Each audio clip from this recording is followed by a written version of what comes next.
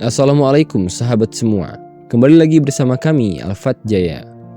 Kali ini kami akan membahas karomah Sunan Kalijaga mampu ubah pasir jadi beras untuk orang miskin.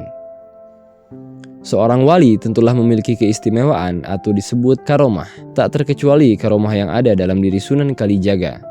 Ada satu kisah yang menuturkan bahwa waliullah yang lahir dengan nama Raden Said itu mampu mengubah pasir jadi beras. Sunan Kalijaga dalam catatan hidupnya adalah sosok yang penuh kepedulian pada kaum-kaum lemah. Suatu ketika, Sunan Kalijaga tiba di sebuah dusun. Sunan Kalijaga merasa sedih karena rakyat di dusun itu banyak yang kelaparan.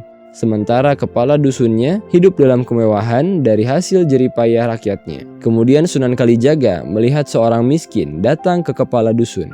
Si miskin minta dipinjami beras seliter untuk makan anaknya yang belum makan. Namun semua tidak didengar oleh kepala dusun. Malahan dia berkata tak memiliki beras. Sementara adanya karung-karung di rumahnya bukanlah beras, melainkan berisi pasir.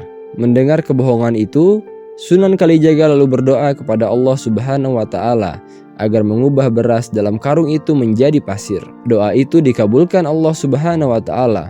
Sahabat sekalian, kepala dusun itu terperanjat kaget. "Aku rugi gara-gara kamu tahu? Beras-berasku berubah semua menjadi pasir," kata si kepala dusun. "Loh," kata juragan, "semua karung itu memang isinya pasir, bukan beras," ungkap si miskin. Kepala dusun itu segera minta tolong kepada Sunan Kalijaga. "Kanjeng Sunan, tolonglah saya. Kembalikan beras-beras saya yang akan saya jual ini. Bukankah engkau tadi mengatakan isi karung ini memang pasir?"